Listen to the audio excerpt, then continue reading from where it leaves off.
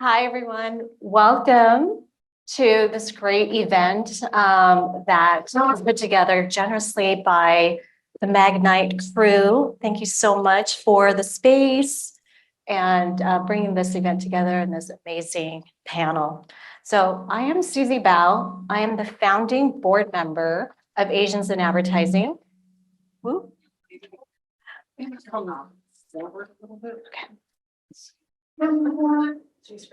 Sound check. That better? We've been around for 3 years. We're a nonprofit organization that has started because we wanted to uplift the AAPI community in the advertising, media, and marketing world. And we put together events and mentorship programs, scholarships for coaching.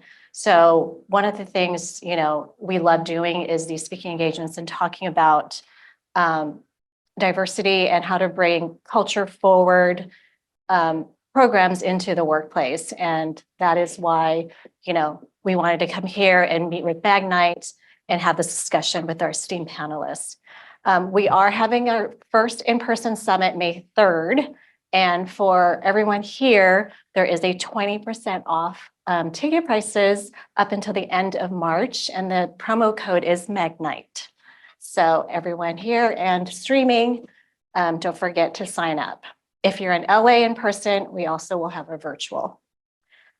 So this is a very great event, and I wanted to, we're going to talk about how to uplift multicultural voices and investing in diverse media and advertising. So we're going to unravel stereotypes. We're going to foster authenticity and just really explore strategies that will resonate with a diverse audience. So thank you so much for coming and listening and showing up for this. And now I want to kind of extend a very warm welcome to our esteemed speakers, Sarah Porritt, Lisa Tran-Perez, and Helen Lin.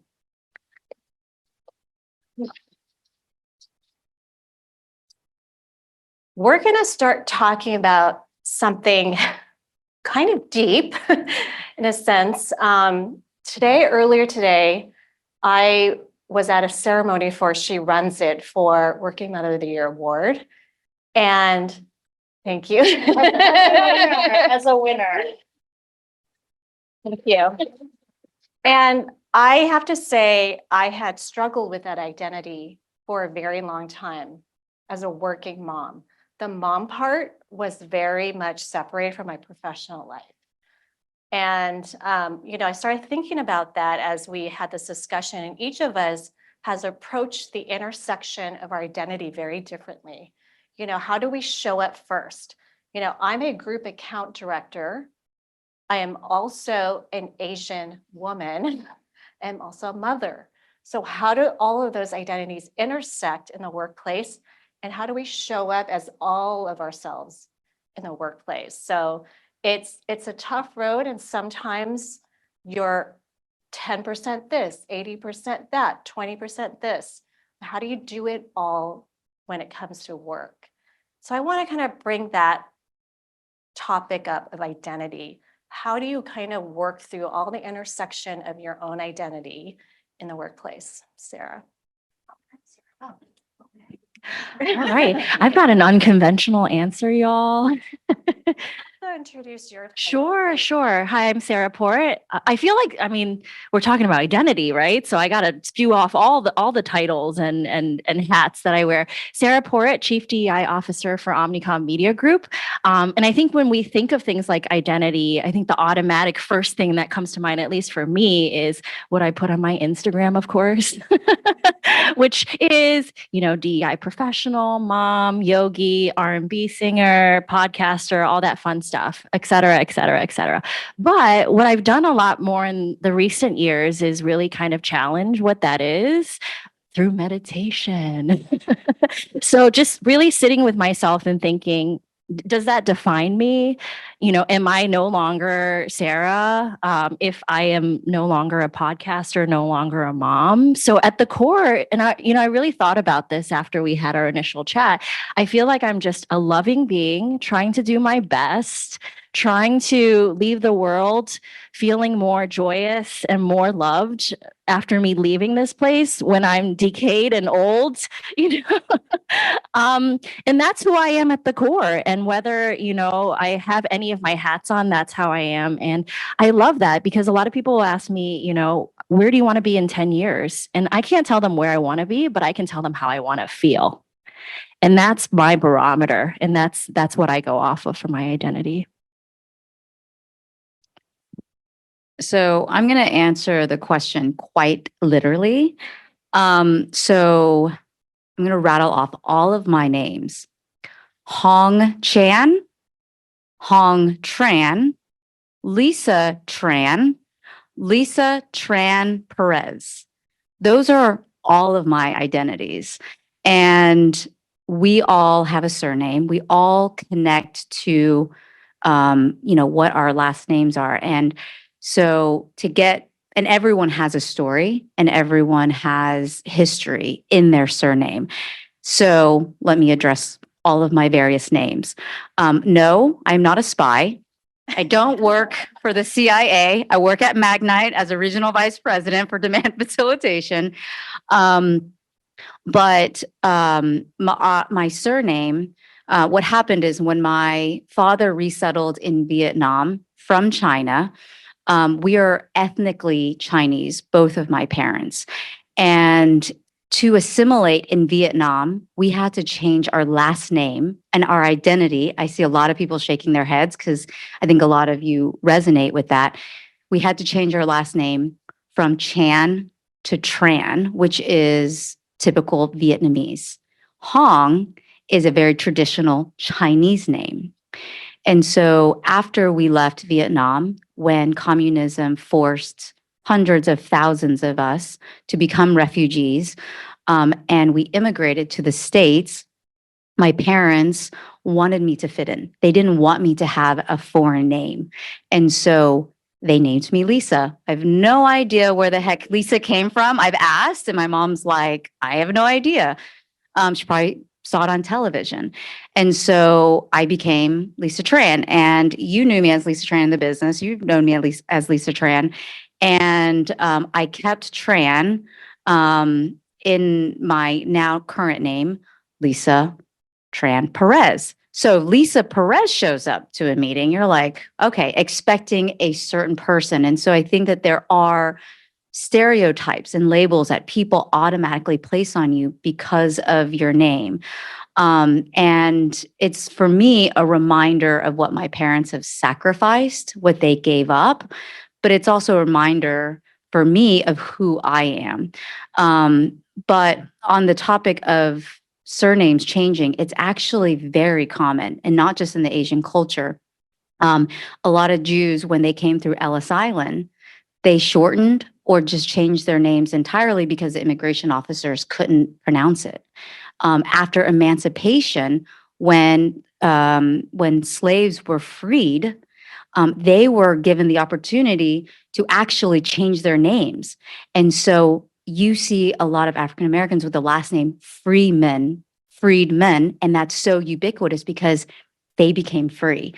And so I wanted to share that because I think it's important to our history, it's important to our story, and to all of our identities. So, Yeah, that really resonated because when I found out that you had to change your name from Chan to Tran, it was the same thing with my family. Like, we had to change it too. And it's like, that was the reason why, and no idea. So thanks for bringing that to light. There's a P&G ad campaign or content campaign or content strategy called The Name. Are those, anybody familiar with it? It's incredible. So definitely look it up on YouTube, but basically it really celebrates the heritage of people's names and why there's so much strength in that. And so for a lot of us who grew up, I'm Ling Hai Hua, and that was my name on registrations for school, but I go by Helen. before it was changed later in life. And of course, I didn't want to say that in front of other people, but that's a really powerful campaign if you're familiar with it and what it stands for. Like, for example, Hai is lake, Hua is China. I mean, that's kind of a big deal, right? So I should be proud of it. And that campaign was really liberating. In that vein, I always thought, being Helen Lynn, that I was going to be able to marry into a beautiful, long American or European last name, and I married another Lynn. So that didn't work out for me. So my identity is very firmly Lynn. And I grew up in Southern California. So I grew up and I went to UCLA, so University of Caucasians or Chinese lost among Caucasian lost among Asians. So I didn't really feel like Asian was my identity because it was just like I was just myself. But the thing when I reflected on this question was I do still feel like my identity, well, I don't feel like it's my identity because I feel like I'm just Helen, but there are labels. And I do think that labels can help and hurt. Two of the labels that I've grown up with professionally is collaborator, an extreme collaborator, which has served me well in my career, was the person that brought together usually digital, online and offline, or print and digital, or ad tech and martech, things like that. So collaborator is great, but it's kind of passive. It's like the person that helps everybody get along, the person that cleans up the room in the conference room after everyone leaves. So I have tried to change that mentally, where if somebody is saying that, oh, you're an extreme collaborator, it's to remind people why that's important. Like, hey, the most powerful collaborations are because of my leadership. That's why, you notice me as a collaborator. The other word is passionate. I've always been somebody that people call, oh, she's so passionate. And I used to feel like that felt like a tap on my head, but somehow at work, it gets you far because you're the one that's going to figure stuff out, but I have been thinking that passionate, I would rather people understand that that's why I have stamina, right? So that's why I have a high success rate, because I'm not going to give up. And I hope people actually view that as, look, I'm going to convince you, or I'm going to make leadership believe this. So, confront me less and just get on board earlier. So those are the two labels for me that are I think other people would identify me as those things, but I just want to kind of flip the script because I think that they are common model minority attributes. And we need to really verbalize you're welcome. And that's why I'm successful. And that's why you're successful. I think we do need to say those things. Yeah. Thank you. Thank you for that. The next topic, something I've been thinking about, because we had this head of new business said to the whole agency, I want growth to be on everyone's mind. You don't have to be in a new business team, but I want you to always think about growth. And I thought about that and I said, well, why can't someone say, I want diversity to be on everyone's mind, which is also related to growth. And I heard this from Susie Nam. I believe she's now the CEO of Publicis Creative. Yeah. She's awesome. And I heard her say something in Ad Color because the position she was in, she was a head of Droga5 at the time, that she wanted to make sure diversity was on everyone's mind. And so to be in that leadership position and to ask that of your own leaders, I think is an amazing thing. So I want to talk about, how do you bring DE&I into your work and your workplace? For one, I was telling Sarah this, is that my agency, we didn't really have a program. And I created a role, I created a program and a role for myself to do that, which is recently, my title got changed. I'm still group account director, but now I have a / culture and inclusion, so that I can make sure everything the agency does has that lens in it. And I know many of you also created roles that you're currently in. And so I want to encourage that to people. It's like, if there's something that doesn't exist in your company, create it and then be it. So Sarah, I know, how do you, I mean, this is your job now, but how did it all start with bringing in DE&I as a focus? I love that you use the word lens, and we'll kind of get back to that. And I also love that you created your role because I mean, someone has to. And I kind of did the same, but I did it very selfishly because I wanted to do Oprah's 21-day meditation challenge and I couldn't find the time to do it. And I didn't want to wake up early enough to do it. So I just booked a conference room at work. I lit some candles. I was told by office services later that I'm not supposed to light candles. And then I had a bunch of people come and meditate with me. And then it turned into a meditation program. Like, this is great. This is fun. Now I can do more stuff at work that I want to do. So let's volunteer. Let's spend the day doing like work, but also like fun work. So I can show up as my true self. And I think the more I realize that my leadership, and it's attributed to good leadership who can see that, okay, like this employee is actually bringing value by doing these types of things. The more I realize, hey, like I can do more of that. I am encouraged to do more of that. And people are benefiting from this work as well. The more I realized, oh, maybe this is a direction that I can go. So I really started off more in people and culture, but veered towards DE&I because that's where a lot of the work is being done and needs to be done. Going back to the lens piece, I love that you said that because at OMG, DE&I is actually a lens through which we evaluate every aspect of our organization. And I won't talk too much about the people and culture piece because I think we've more or less sold in the value of DE&I and people and culture. But I think what's really challenging in bringing it to the rest of the organization is we ain't got time. Everybody's really busy, especially if you don't already care. Like, how do I make you care? And there's things you can do, like we added to our performance reviews. What I realize is you really need to integrate it. It needs to be truly a lens. And we talked a little bit about this earlier, but like we can have the DEI titles, but we don't actually touch all the pieces of the work, the business where we can have influence. And so we need to serve as strategic partners. So what does that mean? To make sense for people who don't have the time necessarily. You have to show them that debiasing, creating greater accountability, and taking more of an inclusive approach will actually make them better at their work. So I'll give an example. Our wonderful Chief Audience Officer, Renee Cassard, is an amazing partner.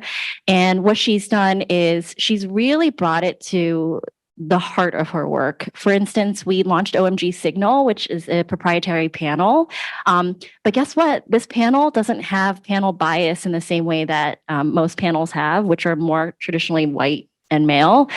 She scrubbed it based off of US Census for things like demographics, socioeconomic status, so that it is more reflective of the US population. And guess what? Then our clients get data and panel insights that are actually reflective. We did a wonderful study on AR with Snapchat, and she realized that people of color and LGBTQIA plus communities really lean into Snapchat filters and AR, but they feel the least represented. And guess what? That's going to impact our clients' bottom line and how effective their ads are. So I think being able to demonstrate in these little pockets and make a case for yourself that, hey, like integrating DE&I actually makes you better at your job. I think that level of integration helps to bring it into the culture so that we can talk the walk or walk the talk and then actually make it make sense for people to invest their time. 100%. I feel like you really need to build that business case every time because they forget. I mean, they forget that, this exists because of a business reason, not just for moral or ethical reason. Like there is a business reason behind it. Oh yeah, cultural fluency is so important to our success. So I would say get involved with your company's ERG group.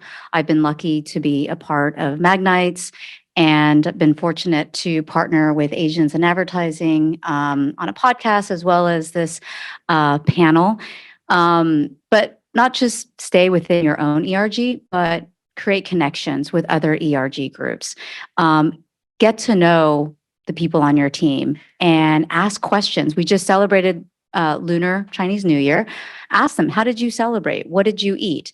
It's Black History Month. So we should find, we should find common ground. We should find out, who are who's important and pivotal in your life, that has inspired you. So I think it's just crossing tables, asking the right questions, getting involved. And something else that I noticed when I moved from New York. So I lived in New York. I love New York. I'm happy to be back.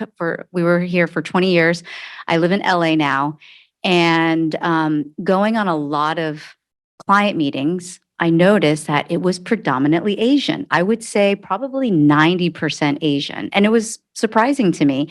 And in a lot of my conversations and in my meetings with executives and with different levels of clients, they would always ask me for advice. How did you get to where you're at? How did you navigate this? How would you approach that?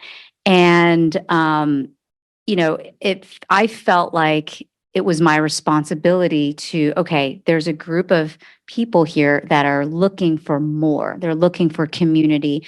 And so something that I've been working on is putting together a monthly or quarterly group of other inspiring Asian female leaders as well, from all different walks of life, from different companies, for us to just share and give advice and, create a greater community in Los Angeles, which can feel a little bit spread out. So I would say those are some of the initiatives that I'm thinking of, getting involved in with your company, but you also can't scale in a silo, and like, how do we make this bigger? So I think you and Susie came up with this idea, so thanks for that, because this is an example of exactly that. I love what both of you are doing in terms of how do we make impact and make us, allow us to actually feel great about how our work and diversity in our work actually exemplifies how powerful it is.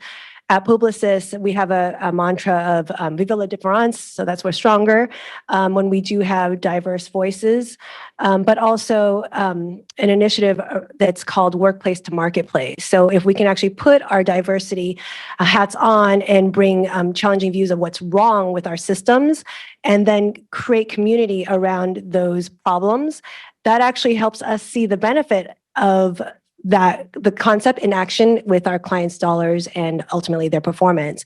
So we have something called the Once and For All Coalition, and something I love at Publicis is when there's a lot of crises, we first stop and we don't necessarily throw out a lot of headlines or proclamations, and we really think about, okay, what's really going on here?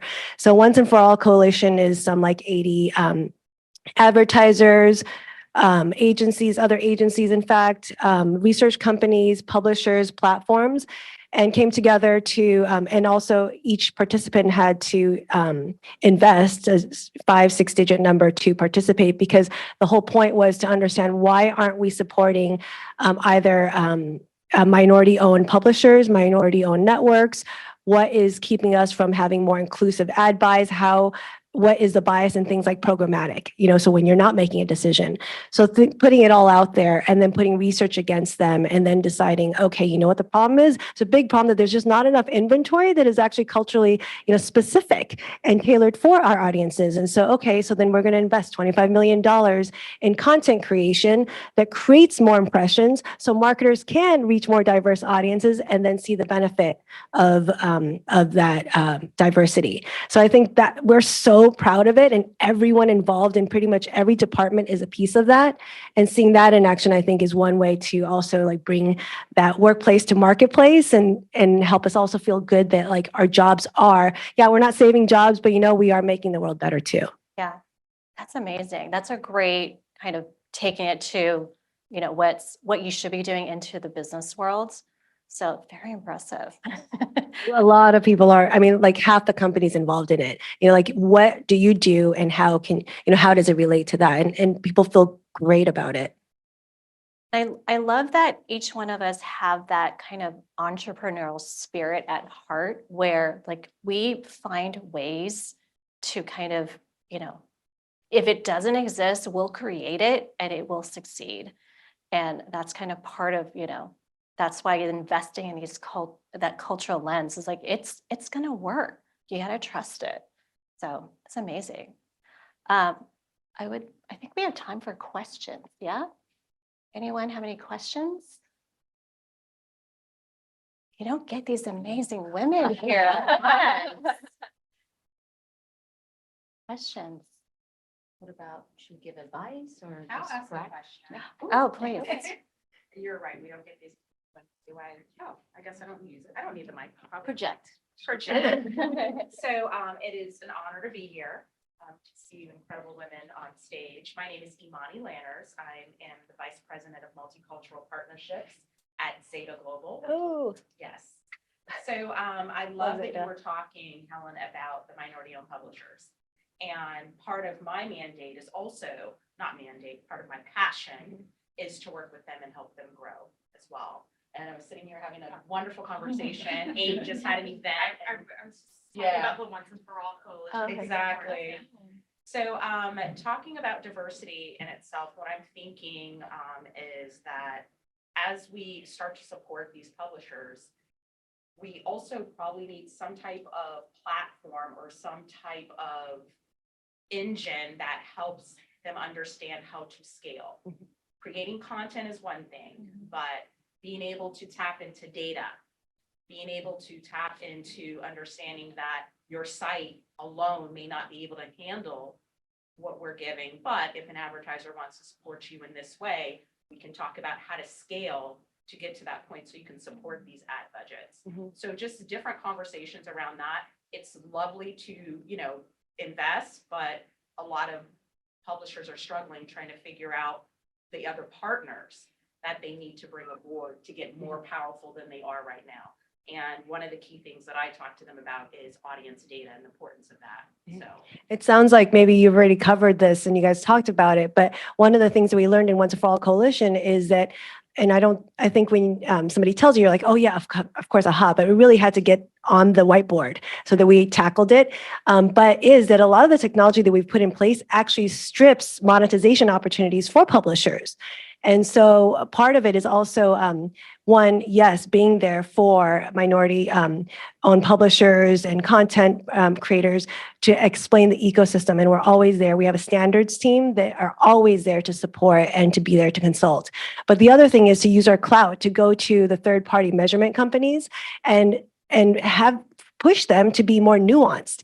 So there are certain keywords that then get that block ads from being on certain content. But if you're not looking at context, it's actually just lifestyle.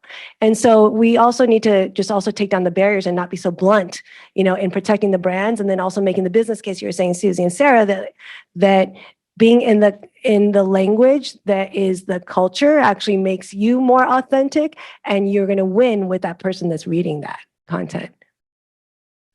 I agree, though. The data also is tricky because I was working on a new business pitch, and I was saying like the creative is not diverse enough. And they said, well, the research shows that, this particular target audience is largely white. I said, what, how old is this data? And, where's the source and root of this data? And he said, well, that's what the research shows.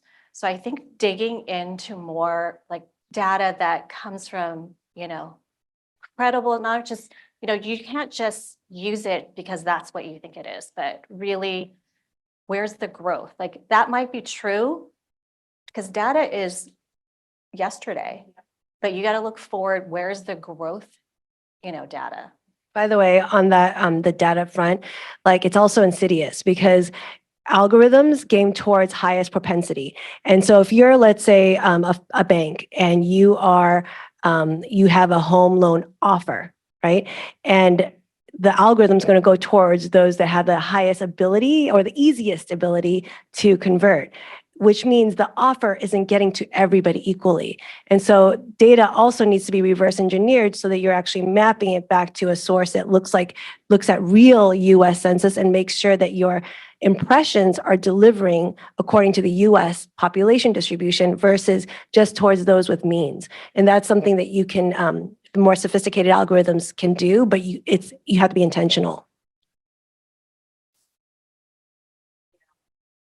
Any lasting advice we want to leave the audience?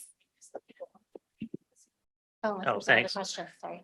Yeah, I was just thinking about sort of sub-segments, I saw the farewell 2 nights ago, and my sub-segment is like, I'm first generation Chinese, and also I think about Vietnamese, Chinese, Korean, like the diversity around Asians. We're such a massive population. How do you think about it in the work that you do? Who wants to take that one? I think for panels, for example, like Southeast Asian and East Asian, just like the intention that we need to have female executives, female participants on panels, we have to do that too. So for me, it's something that I always have to like bring that to, I'm East Asian, so I have to really think about that, just in general, like it's something that you have to work at, I think. I mean, there is like no ethnic group is a monolith. I mean, even Hispanics and, we have so many, the spectrum is so wide, so you can't generalize. And it is not an easy task, but I think the first step is recognizing that's the case. So instead of bucketing, Asian, Hispanic, Black, there's different subsegment communities, like you said. It's like first we have to educate that there are subsegments. And then now what's the best way to reach each of those segments? Do you know, one little stat, 16, so Asians are, I used to identify as Taiwanese born Chinese, Taiwan born Chinese, like when I was in high school. I don't know why I did that. But, and then I was like, oh, I'm Chinese. After all that happened, especially during COVID, now I identify with just being Asian American, right? Because while messaging should be tailored to communities' needs in general, right? All lowercase in general, but we are at least 6% of US population. And then in major metros, we're 16%. But we have 1% funding in most federal funding towards things like mental health resources. So I also, from an individual standpoint, I identify these days as Asian American because I think there's just too much to be done to get really specific with regards to funding. But then it's like programmatic ads. You want to target very specific people. You also want to have different messages. But at the same time, like we also have like a bigger mission as a group that we need to tackle too. So I wouldn't only do one thing. I would also make sure you participate in broader AAPI and HPI. I'm sure I got that wrong. Anyway, I think both matter. And I think that's a great question because I think a lot of people have the same question, and then then they don't subsegment or they don't spend any. There's very little money going into targeting against API audiences, and that's why you need cross-cultural expertise.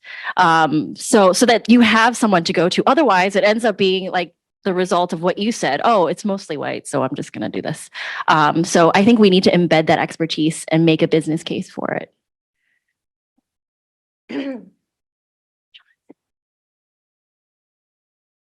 Sorry, I think circle back, Helen and Lisa. So because now we're going to move into a cookieless world. I know in the past we are looking for data because we have data with cookies. But how do you going to see the trend if we're going to target the diversity audience in the future? This is hard.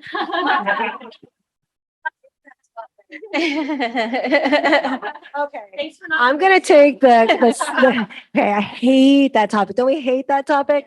Oh my gosh. But technically, it starts with what everybody would tell you, first party data, right?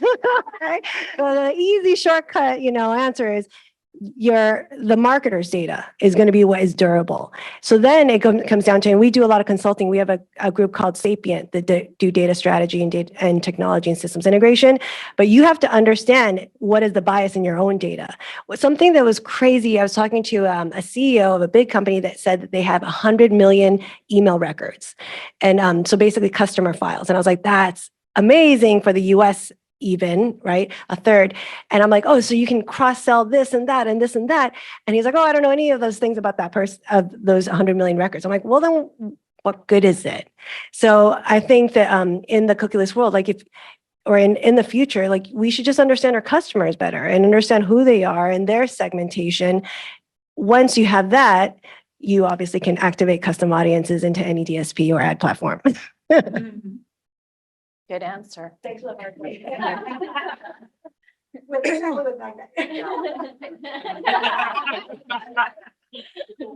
What I'd love to just kind of have any sort of last words, last piece of advice for the audience, and then we'll head over to happy hour. Sure. Yeah. I would say personal advice. Talk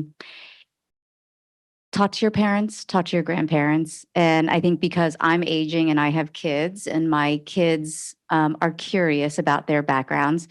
And by the way, they're a melting pot. They are, let's see, a quarter Hispanic, an eighth Irish, English, and half Chinese. So there's not enough boxes for them to check off. But they are very curious. And so I've asked my mom a lot about her upbringing, their journey from China to Vietnam to the States. I've learned a lot of their recipes. I can't speak Chinese anymore. I can order dim sum, but that's the extent of it. But I can make dumplings, and that's a tradition that I'm passing down. So I would say find some traditions that you want to pass down or learn from your parents. So I think that's personal advice. Professional advice, build your brand, figure out what your legacy stands for, and put a really great board of directors around you. So these can be former colleagues, friends, clients, people that you know, that you trust, that can give you unbiased, honest feedback, and they can help navigate through choppy waters. So I would just say surround yourself with people that you trust and care, and work for great people. Sometimes great people trumps products and companies, and just find a really great support system. So we're doing personal and professional. Okay. So I guess professional, I would say, if you're looking to go into DE&I, think about what interests you in the field, because I think that a lot of D&I practitioners are fighting systemic racism and systemic inequalities. And to me, that sucks. It doesn't excite me to wake, and everyone's different, right? It excites me to build community, to elicit joy, to bring us together so that we can grow as a human community. And so I think that there's a different way to approach DE&I, and I love approaching it through the lens of intersectionality, through the lens of, how are we the same as human beings? How do we push forward the same agenda to make things more equitable and inclusive so that everyone can benefit? Because not all differences are visible. We know that. So how do we approach this work through a lens of joy? And that's what I wake up happy to do. Personally, I would say something connected to what I shared a little bit earlier, which is how do you feel? So I know I'm running 1,000,000 miles a minute. I got a 1-year-old, a 2-year-old. I got poop in one hand and pasta in the other hand, and I'm Teams chatting and closing the oven with my legs. But once in a while, I need to slow down and say, am I happy? And if I'm not, how do I make small incremental changes to get myself towards that? And these days, it's literally slowing down. So I literally just slow down and deprioritize certain things and prioritize other things. So so many of us work so hard and we're just in the grind. Please take a moment and ask yourself if you're happy. I'm only going to do one. I just look at Asians in advertising. So do you know this, how I know of Asians in advertising? During COVID, during the brutality, specifically San Francisco, there was a safe space that I saw on LinkedIn. An ad on LinkedIn that said, there's a safe space that's going to be held, Asians in advertising. And it was you, Jeslyn, and Bernice. 3 people that I don't believe you guys knew each other, right? That just felt like we needed a safe space. And Bernice will talk about how there were 600 people that joined the first time. The second time I joined, it was thousands, and there were 10 breakout rooms. And I think the advice there is just that you can do anything. if you create a community. And I just see what you guys did, and then now you're hosting this forum for us, with biggest SSP in the, arguably in the world, probably.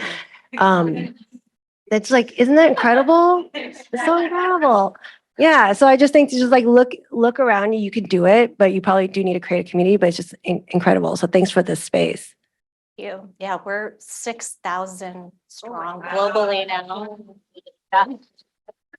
So it's been around for years, and we definitely have some AIA community up there and alumni as well. So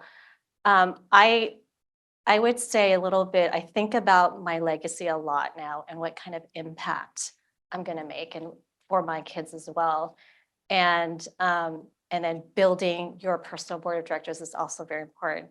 And if you want to kind of move diversity in a progressive way, I would say, think about your 5 ride or die people who are not family. And are they the same gender? Are they the same race? Are they the same age? Do they work in the same industry? Are they the same, family situation? If all of those are the same, you're not moving diversity forward. So diversify even in your own personal board of directors, because I learn a lot from my mentees. I learn a lot from my mentors. I learn a lot from my peers. So if you can vary that, and you'll start to work towards, how are you going to leave this world and the impact you make? I wanted to share a story. So when I worked at Salesforce, I joined one of their mentor programs, and I mentored a Nigerian data scientist.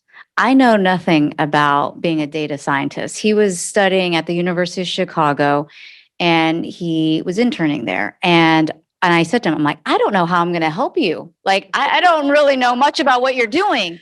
And I said, but let me tell you what I do know. And so when it came time to get a job offer, I helped negotiate. And I said, these are the questions you need to ask. This is what you should find out from your other peers of what their offers. Try and get that information. These are the questions you need to ask. And they were not giving him a compensation that was at parity. And he was able to negotiate a much higher compensation package. So I would just say, to your point about reaching out, it doesn't have to be in the same sort of group, but reach out, get involved. There's so many different ways that people can help, right? We all don't have to look the same or have the same occupation, but everyone is willing to, give advice, and hopefully it's good advice and make some more money. Well, thank you all for coming and showing up, and thank you for those who are streaming in. Thank you so much to my fellow speakers.